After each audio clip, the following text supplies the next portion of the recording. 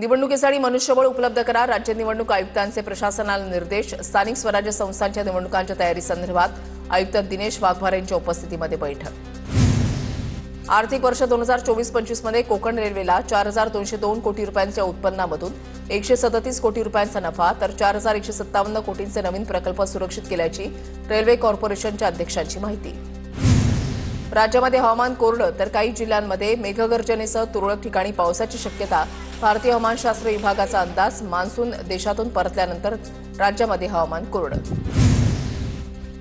मुंबईच्या कलानगर, खार, सांताक्रूज परिसरामध्ये शिंदेच्या शिवसेनेकडून 60,000 उटण्याचं वाटप. उटण्यांवर यंदा मुंबई मनपामध्ये महापौर शिवसेनेचा असा आशय. मनपा निवडणुकीच्या आधी शिवसेनेची जोरदार तयारी सुरू. पुणे मेट्रोसाठी 509 कोटींचे कर्ज मंजूर. महाराष्ट्र रेल्वे मेट्रो कॉर्पोरेशनच्या पुण्यामध्ये या प्रकल्पाला झालेल्या वाढीव खर्चासाठी युरोपियन इन्व्हेस्टमेंट बँकेकडून अतिरिक्त कर्ज मंजूर. राज्यात हवामान कोरडं तर काही जिल्ह्यांमध्ये मेघगर्जनेसह तुरळक ठिकाणी पावसाची शक्यता. भारतीय हवामानशास्त्र विभागाचा अंदाज. मान्सून देशातून परतल्यानंतर राज्यामध्ये हवामान कोरडं. माजी मंत्री प्रशांत हिरे आणि कुटुंबियांच्या विरोधात गुन्हा दाखल. 17 कोटींच्या बँक घोटाळ्याप्रकरणी 6 जणांवर गुन्हा. हिरे कुटुंबियांच्या अडचणी आणखी वाढण्याची शक्यता. राज्यामधील पहिल्या हायड्रोजन बसची पुण्यामध्ये यशस्वी ट्रायल रन. मेडा कार्यालय ते सावित्रीबाई फुले विद्यापीठादरम्यान झाली ट्रायल रन. वाढतं प्रदूषण रोखण्यासाठी शासनाचा उपक्रम.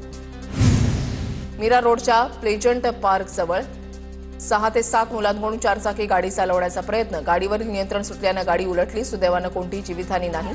पोलिसांकडून अधिकचा तपास सुरू. मीरा भाईंदरमध्ये विकास प्रकल्पांमुळे घर गमावलेल्या नागरिकांना दिलासा. एमएमआरडीएकडील 2,000हून अधिक घरं महापालिकेला देण्यास मंजुरी. ही घरं भाडे तत्वावर घरकुल योजनेअंतर्गत बाधित नागरिकांच्या पुनर्वसनासाठी वापरली जाणार. मुंबई गुन्हे शाखेच्या अंमली पदार्थ विरोधी कक्षाने 162 किलो अंमली पदार्थांचा नष्ट केला साठा. मुंबई वेस्ट मॅनेजमेंट लिमिटेडच्या भट्टीमध्ये 80 कोटींचे अंमली पदार्थ जळून नष्ट.